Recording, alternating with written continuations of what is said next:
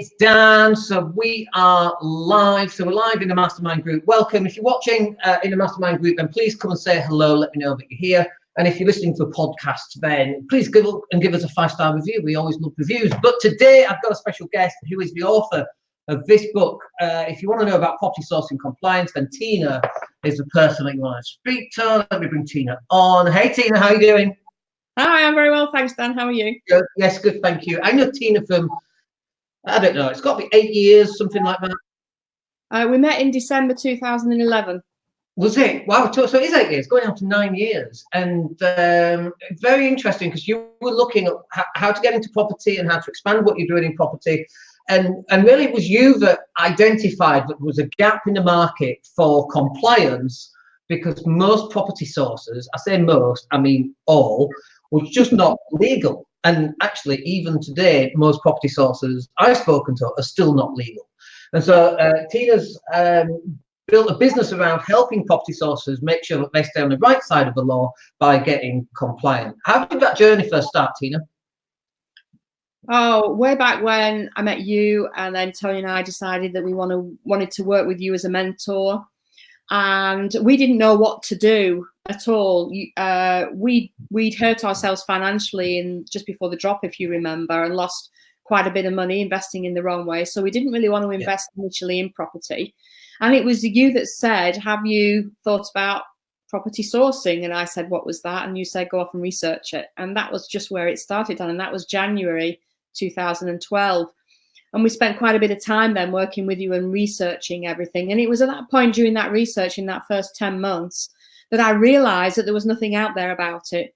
And whilst there may have been a few courses, none of them talked about the compliance, because, as you know, and I think you believe anyway, that compliance isn't sexy. And I agree with you, it's not. Yeah. It can be an incredibly dry subject, but it's also incredibly important, not just from a professional business setup, but for the protection of the investors that you work with as well. Because you know as well as I do that a lot of investors get royally fleeced by a lot of sources.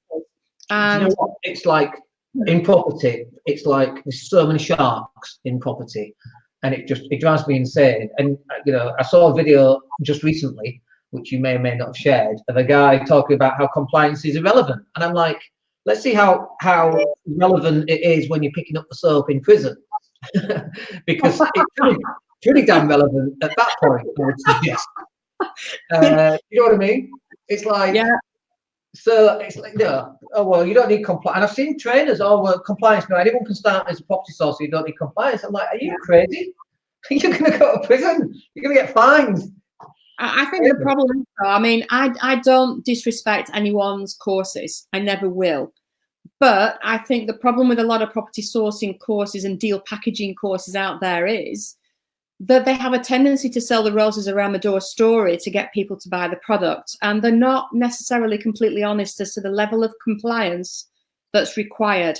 There are a lot of really good deal packaging courses out there, but for me, what they don't do is cover the compliance early enough, and they're not honest enough about it. Yeah. I've had a lot of people that have come on my one-dayer and said, I wished I'd done this before I paid 3, 4, 7 grand for a course, because that level of compliance just isn't for me. And that's what I think is unfair.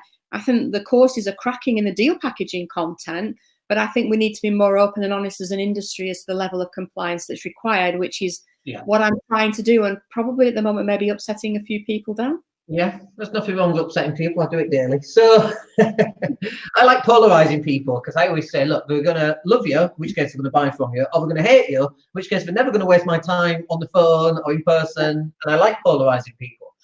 But I think you're absolutely right when you talk about understanding the level of activity it takes to become compliant is significant. And for someone like me, and I hate forms and I hate compliance, by the way, and I hate, you know what I'm like with authority, Tina. I'm not the best, shall we say. And I hate all that stuff. The only reason I got, you'll love this, but in my lettings agency, the only reason on my lettings agency we got, what's it called, data protection compliant, was that, and after, it took 10 years, by the way, the only reason we did it is because to get included in the ombudsman, they need your certificate. That was literally the only reason why we did it. Yeah. And I was running on this idea of, well, who's policing this? No one's policing it, so it doesn't make, what's the point? Do you know what I mean? I know that we do things right, and we don't need a certificate to do that, but other people need it. Now, in compliance on property sourcing, people are checking into it. So you actually do need to do it. If we were doing it, like that 10 years ago, we'd get caught out and we'd be, bunking with, I don't know, thinking of a famous prisoner, I can't think of one, but it's just not worth doing. So how intense is it, or how long does it take, I should say, to get compliant, would you say, to do it properly? I think it depends on how much time you've got and whether you want to write it all yourself or whether you want to purchase what's necessary, Dan, really is what I say to everybody that I speak to. It depends on whether you want to sit there writing policies and procedures, if that's your background and you know how to do it and where to start. And most people don't do.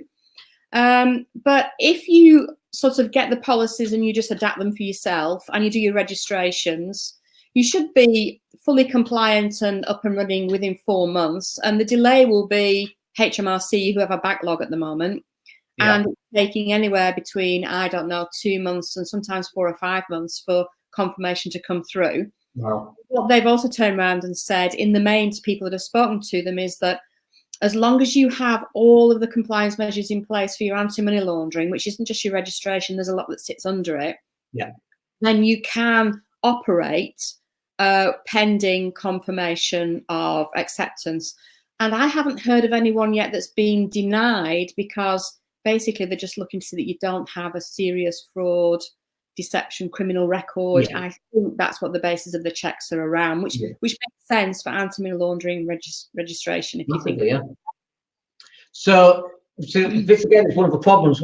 People pay 2-3 grand on a training course. They go on the course, and really technically they shouldn't be doing anything till they're filled in all the compliance. And of course, the trainers are saying, no, you don't need to do compliance. It's fine. And so they're starting off on the wrong foot immediately. And then they kind of realise, actually, I do need compliance. And then they start the journey. And then 4 months later, they're still on the blooming journey. And it's like they put all this money in, they're eager to get started, but legally they're not allowed to get started. And what basically happens is they start on the compliance, they kind of get stuck and don't know who to turn to because the trainers don't help them because they don't understand it. And then they're like, where do I go? And they've lost all that momentum, they've lost the initial money. And that's like, you need to come on your training, obviously. Or, by the way, some of the AML guides, some of the anti-money laundering guides that they can buy from you, they need to basically sign up for those, and that will streamline. Like, I'm no good at writing policies. Can't write my own name sometimes, let alone somebody else's policy, So they should be buying that, and that will streamline that process. Yeah. The reason that I've started releasing the documentation that we use is because that my goal was not to go into the training sector. That was never on the cards, Dan, and longer term, that was never been the goal. But in order for me to achieve my vision, which was 100% compliance in the industry, I've had no choice but to be dragged kicking and screaming to where I am now. To achieve it, I've got to do it. Sorry to interrupt, but interestingly to me, some trainers go out because they make more money from training than they do from property. We won't mention names, but we know who they are. Whereas you're kind of opposite. You definitely don't want to do training, and it's like you're too cheap anyway on your training days. And I've told you this. It's because you don't want to do it, and you want to help people rather than get people in a room and upsell them to £1,000 training courses. And that's the difference. That's one of the reasons why we love you so much and we continue to work with you as one of our clients. But it's kind of back to front, where for most trainers, they just see the money, because I can put on a course for £1,000, 2 days, 6 people, 6 grand, off you go, never speak to them again. I'm happy because I made 6 grand. And you're not like that. You're completely the opposite, and would like that. I know that sometimes you tell me that I've got it imbalanced the wrong way, but I'm not geared the way that you're geared, and a lot of other people are geared for the way that you sort of operate in that mindset. That I don't have that sales mindset. I really, really struggle with that. And I think I always will do. I have adapted a little bit. But the reason that we're doing the packs that I know you're going to talk about in a few minutes is because I don't want people paying thousands of pounds to work with me. I don't really have time to do that. It's not where I want to go. So we've had to adapt how we've worked and said, okay, what do people need? They don't need me to teach them how to deal package, and there's tons of people out there doing it. They want to be compliant, but when they pay these thousands of pounds for courses, they don't have the money to do a one-to-one with me. So how can we dumb it down, for want of a better description?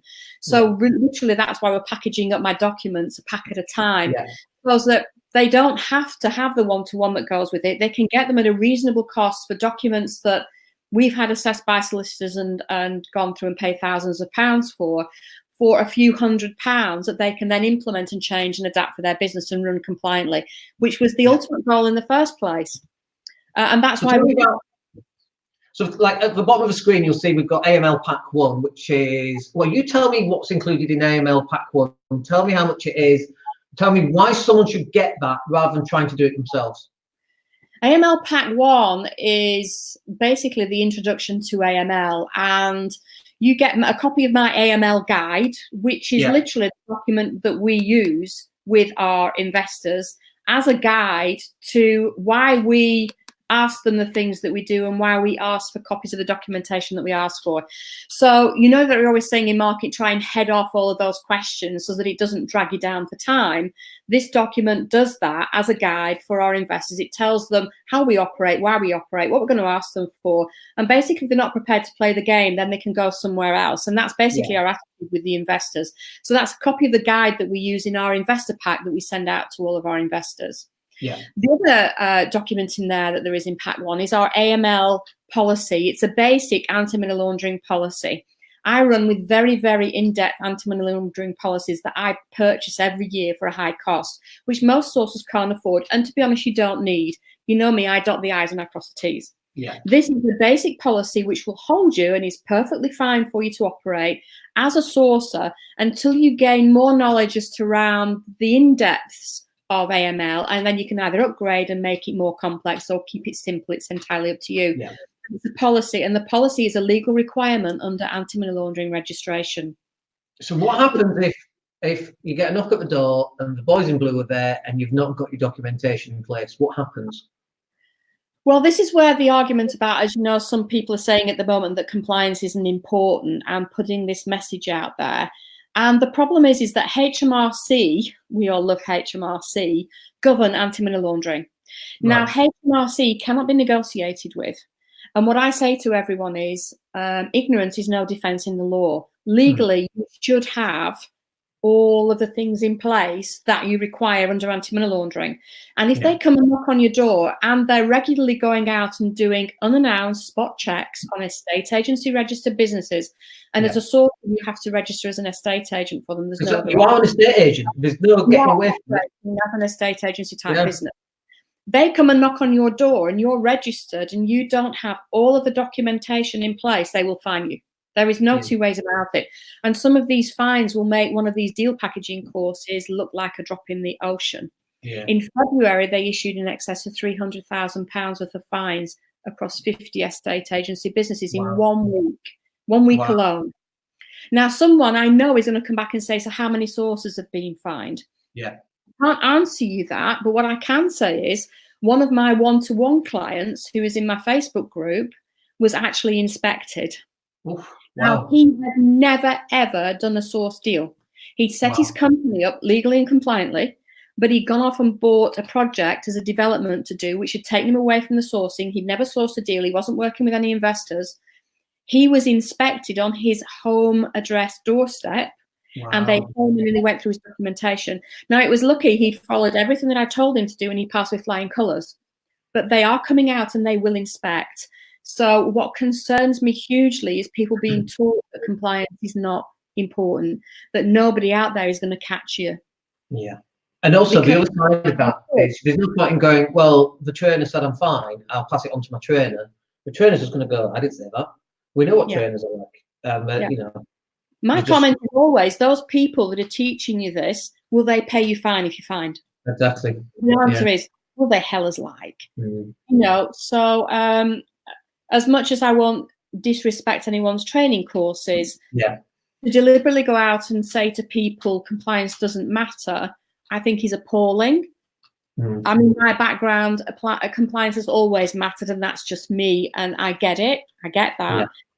But sourcing, you know, is a professional business. If you're going to run a business and you want to be a professional, you want to be accepted as a professional, please set it up in a professional way. Yeah, we say this. It's not going to have a longevity of business. If you're just going to dip your toe in the water, you're just going to get a wet toe. You need to submerge yourself and go in properly. If you're going to do it properly. A friend of mine, you know, when VAT threshold was like 70 grand a couple of years back, and he was like, no, I'll just do up to 70 grand. And he's like, got this artificial limit And his business could have done £500,000, but he had this artificial limit so that he stopped himself. So he, could be very, very wealthy today, but today he's working 60-hour weeks still. This is 20 years ago, whatever. And it's like, why have this limitation? If you're going to go in and do it properly so that you can reap the rewards of all that hard work. And if you're going to be compliant, go and do that properly. Because and if you've got compliance, go out and do 5 deals a week or a month or a quarter. Go in and do it properly and immerse yourself into this world. What I love about property sourcing is that someone with no money can make some money very quickly, but they have to get compliant, and it can be literally life-changing.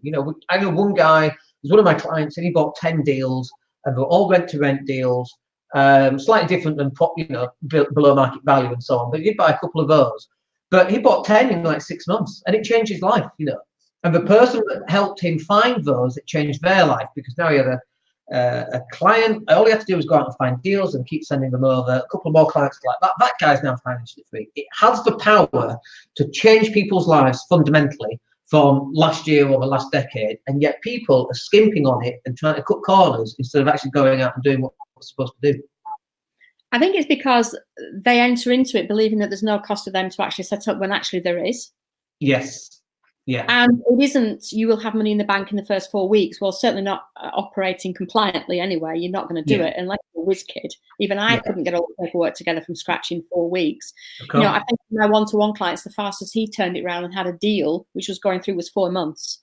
Yeah. And he was working on it full time, and he was hammering, getting all the documentation in place. But use the time that you're getting compliant to build the relationships with the investors. You don't have to be sitting on your backside doing nothing. Yeah. You can do it, but accept that there is going to be a time scale. You're not going to get money in the bank in the first 4 weeks, 8 weeks. At the end of the day, how long is it taking to get a property sale over the line these days? 12 to 16 weeks? Yeah. Sometimes longer than that. And that's if there's no issues that crop up, because at the end of the day, you're at the mercy of the solicitors. Yeah, and valuers and the sellers. And everything else that go on. And, some solicitors throwing up something silly on a sale, and then they're being panic attacks and everything, and then trying to sort that out. It happens. It isn't going to get over the line in 30 seconds flat. And I always say, give yourself some breathing space and accept it may take you 12 months to get your first deal over the line compliantly. Yeah. But then you will have a professional basis set up. A lot of people come into it with a full-time job. They can't sit there 8 hours a day doing this. It depends on how much time you've got. And of course, your compliance and everything, just the registrations and your insurance, Dan, will cost you about £1,200. Yeah. You've got to have that. You've spent that money on a training course. Yeah. And they don't know that that's not all of your documentation. We just talked about Pack 1. That's not all of your documentation. Sorry? How much is Pack 1? I think it's just over £100, but I think there's a discount on the one that you're going to release, and I think that goes at $99, Dan. Okay. And tell me about Pack 2 then. Pack 2 is what I call, it's my biggie. It's basically my investor business in a damn box, is this one, Dan. Lower, you can buy documents individually in these packs as well. You don't have to buy the whole pack.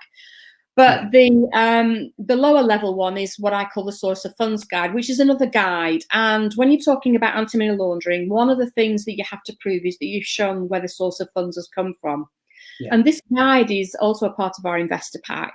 And it highlights to them various aspects where a source of funds could come from inheritance, a lottery win, from you pulling some cash out of a pension, downsizing your house, whatever it is. And so it gives you a list of potential sources of funds, and then it explains to the investor what evidence we will accept to prove that source of funds. So again, it stops all of those questions coming in. Why do you want this? What is it for? What do you need from me? It explains it right from the word go. So that's one. The secondary form is what's known as the source of funds audit form, which is a kind of a double indemnity for us under anti-money laundering. Okay. We get the investors to complete this. And they stipulate where the source of funds has come from, what evidence they've provided, and they sign and date it to say that that is accurate, and not telling any lies or misleading anyone. Because whilst HMRC don't expect us to be Sherlock Holmes, they do expect us to do a certain amount of due diligence. So for us, that's just a double indemnity for us. And the biggie on this one is our complete registration and due diligence process for our investors. And that's split into two sections, which is either as an individual or as a company, because of course the due diligence for them is slightly different.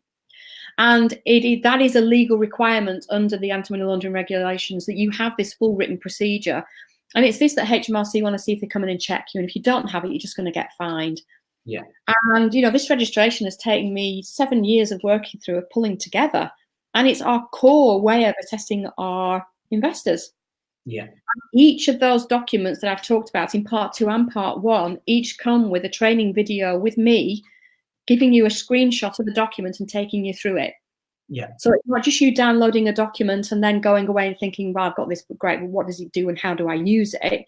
There's me talking you through each of these documents as to how we use it, why we use it, and how you might look to adapt it, because how we work as a business could be completely different for you. I have systems in place that you may not have, so you're going to have to adapt these documents. Yeah. And also, like, filling forms, like, it's like, you know, I remember going for job after job after job 20 years ago, and you've got a CV, so you go with that, and then you get to the interview, and you have to fill in a form, and you've got 5 interviews on the same day. You've got 5 forms to fill. I hate filling forms. Do you know what I mean? I'm dreadful at it. But having someone with a video to go, okay, now section 3C, fill this in. Don't do section 4 because that's rubbish, but section 5 you need to do, and you need to put this. That makes life so much easier. And then what support do we get if they buy one of the AML packs? Do we get some extra support, maybe through the group, or how does that work? Yeah, I've had an email this morning from someone that's bought it, and they've thought that the video was absolutely fantastic, but for them, they haven't understood some sections of it, and they just outlined some questions. So I'll just respond with answers to the questions. I really don't have a problem with that.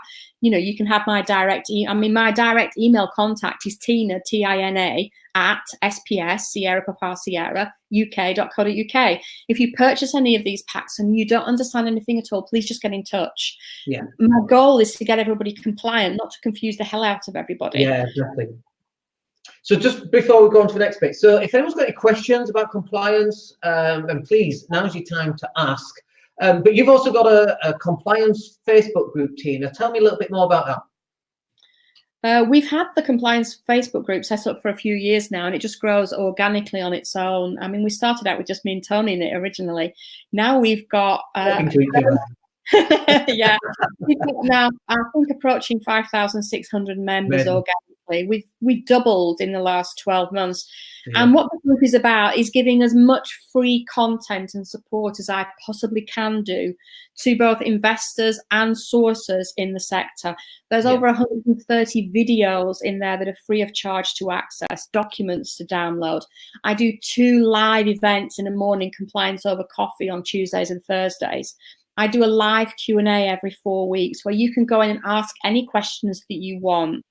We put articles in there, updates if there's any changes in legislation, so that my members in there are the first people to be told about it. And it's free for you to join, but it is a private group, so you have to apply to come in.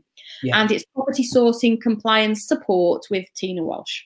Yeah, brilliant. And so, like, sometimes I need to find that group, and so on the top on Facebook in the search bar, you just type in property sourcing compliance, and it comes up, and you'll see Tina's thing. Just click on that. And then click. Do you do the 3 question thing? You know. Yeah, you can. There's a couple of questions in there. 1, are you interested in having a chat with me about any sort of ongoing training or anything? And then 2 is what you're hoping to get out of the group. But it's made clear that you don't have to answer those questions and give me an email address to get access. If you're not interested in training, that's absolutely fine. It's not what it's about. But if you do want more support, then that option is there for you. And I just get in touch with you. You go into a stream where you get an option to book a free 30-minute call with me just to chat about what you're having problems with. That's all done. Yeah.